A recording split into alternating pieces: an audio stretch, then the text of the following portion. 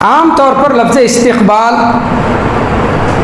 بار بار ہم سنتے رہتے ہیں کہ جب ہمارے گھر کوئی مہمان آئے تو ہم ان کا استقبال کرتے ہیں، ہم ان کی آمد پر خوشی کا اظہار کرتے ہیں،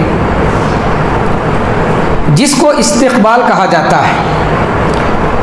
رمضان کا استقبال کا مطلب یہ نہیں کہ رمضان آنے پر ہم بس خوشی کا اظہار کریں یا اپنے گھروں کو سنواریں، اپنے گھروں کو پاک صاف کریں، یہ استقبال کا مطلب نہیں ہے۔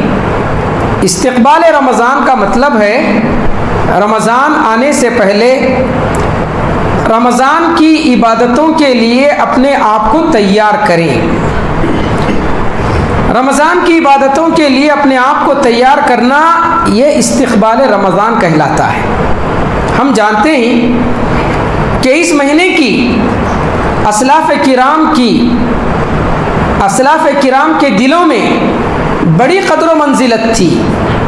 وہ اس مہینے کے لیے دعائیں کیا کرتے تھے، اے پروردگار تو ہمیں آئندہ سال رمضان کا مہینہ عطا فرما۔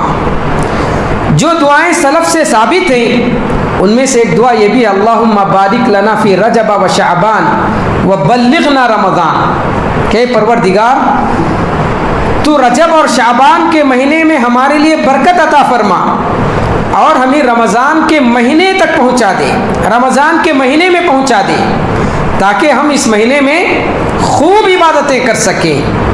یہ دعائیں ہوا کرتی تھیں۔ جن لوگوں کو رمضان کا مہینہ ملے، جو لوگ رمضان کے مہینے میں داخل ہوں، وہ بڑے خوش نصیب ہیں۔